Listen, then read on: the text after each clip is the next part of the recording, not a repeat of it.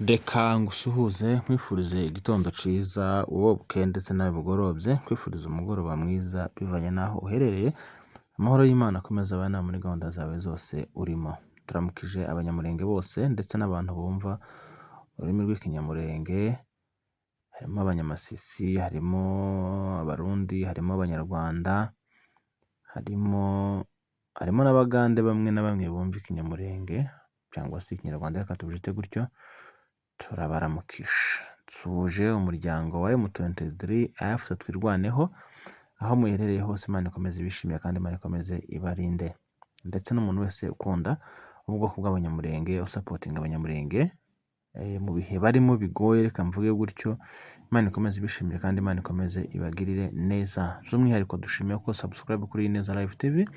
Uri umuntu w'agaciro kandi uri umuntu w'ingenzi, wese neza cyane kuza kwifatanya natwe muri uyu muryango mugari. Imana iguheze umugisha. Twihanganishije abantu babuze ababo, ndavuga abapfushije, abari mu bihe bigoye byo kubura ababyeyi, abana, abavandimwe. Mukomere cyane, mwihangane, Kristo abahereze ihumure, ndetse n'abafite abarwayi namwe turabakomeje, mukomeze musengera abanyu, namwe munisengere kugira ngo Imana igire ibyo ihindura ndetse n'ibyo ikora ku buzima bwanyu, muve aho ngaho muri. Nuko rero ngira ngo Abanyafurika, Abanyasiya, Abanyaburayi n'Abanyamerika namwe turabasuhuje. By'umwihariko iri kanisa abarikunda n'abarikanzeho turabiyegereje cyane. Iyi nkuru ni inkuru ngiye kubabwira, ariko ndabizi bamwe ntabwo bari bubyumve kimwe nanje, si nziza, ntishimishije, ariko turaza kuvuga kuri kote zombi, tunanenge cyane ibintu bisa n'ibitari byiza bigenda bigaragara mu bwoko bwacu, cyane cyane abakobwa nibo aya makosa akunze kugwamo cyane. Rimwe na rimwe tukabita amazina, tukabita uko dushaka, ariko mu by'ukuri ndagaragaza gusobanura impamvu, hanyuma kote zombi tuzivugeho cyangwa se tugire uko tuzifata. Uyu mwana w'umukobwa muri kubona kuri screen yanyu, amakuru mufiteho ni uko hari video iri hanze, ngira ngo bamwe na bamwe baraye barayifite, abandi ntibayifite, ariko sinje kuyamamaza, murambabarira. Nayo naretse gukora zino nkuru, gusa bibaye ngombwa ko mvuga kuri ino video kuko yambabaje cyane. Ifite aho ihuriye na bamwe bafatwa neza muri sosiyete cyangwa se aho batuye nk'aho ari imfura, kandi koko atari imfura. Ni ukuvuga ngo uyu mwana w'umukobwa yaguye mu cyaha kitari cyiza, kandi si cyo gushimirwa cyangwa se gukomerwa amashyi ngo wagize neza, hoya, kumugaya cyane. Yarakosheje, yakundanye n'umutipe wo hanze muri Amerika, Leta Zunze Ubumwe za Amerika, niyo makuru ahari. Abantu bo hanze bamwe na bamwe bataramenya Yesu, bagifite imico itari myiza, ko hari igihe aguhamagara akavuga ngo niyereka wambaye utambaye plutôt undebe. Iyo rero nawe uri biri hanze uramwumvira, sheri wanje, ukamuha video, kandi yatanze video muhamubona aseka abyishimiye, mu buryo bugaragara ko nta muntu wamuhatirije kuyitanga.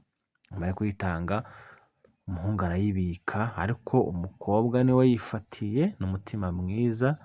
Amara kuyifatira y'iminota 4 n'amasegonda 10 nangahe arayimwohereza. Murambabara, ntabwo ndi kuyamamaza, kandi ubifata uko ubishaka, nanjye ariko nabifasha. Amara kuyimwohereza rero, nyamusore arayibika, igihe kiragera, umutipe ariko akaba afite n'undi mukobwa bakundana. Igihe kiragera, video ayisohora hanze cyangwa se ayereka isi. Yayisohoye mu ma 5:40 n'ingahe z'amanywa, haje kuba 6:00 ahita asohora save the date n'undi mukobwa. Iyo ni inkuru ya mbere yankoze ku mutima, irambabaza. Igice kimwe ni ukuvuga ngo umuhungu, wenda reka mvuga uko mbitekereza nawe ufite uko ubyumva, mu buryo bumwe cyangwa se ubundi. Iyo umuhungu akwatse ibintu nk'ibi ngibi, video nk'izi zitari nziza, ukamubohokera ukayimuha, buriya ntabwo aba yagushimye cyangwa ngo agufate nk'umugore w'akazoza cyangwa se nk'umuntu w'ingenzi mu buzima bwiwe. Oya, aba yamaze deja kukubona mu mutwe ko mu mutwe wawe nta kintu kirimo, mu mutwe wawe ntiwambaye, urimo ubusa. Akavuga ati uyu nguyu wakora bino bintu bigaragara ko atari ninja nyine abikorera n'abandi, uyu nta mugore umurimo.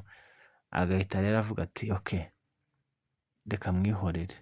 Ibi rero uruhande rw'umukobwa ndabigaya cyane nivuye inyuma, watekereje bitagutse kandi wakoze ikintu kizakomeza kikagaruka muri wowe, uzakomeza uyibone. Hari abantu bazibika, n'iza ba pasiteri turacazifite, n'iza ba diyakoni ziracahari, hari abantu bazibika. Iki si ikintu ugomba kwisanzura ku muntu ngo ukimuhe, oya. Noneho umuntu wese ufite ubwenge wese, iki si ikintu yagakoze. Nyamukobwa rero warakosheje kandi wazize nyine imitekerereze yawe iciriritse iri aho ngaho.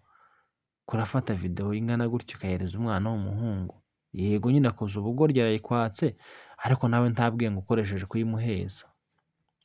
Icyo ni kimwe. Uru ni uruhande rw'umukobwa mpayangaya kandi pe biragayitse ku rwego rwo hejuru cyane, apana bukeya. Noneho tuje kuri kote y'umuhungu. Nyamuhungu, jewe nza mvuga ko gusaba atari bibi. Icyo ushaka cyose uragisaba, ariko siko ugihabwa.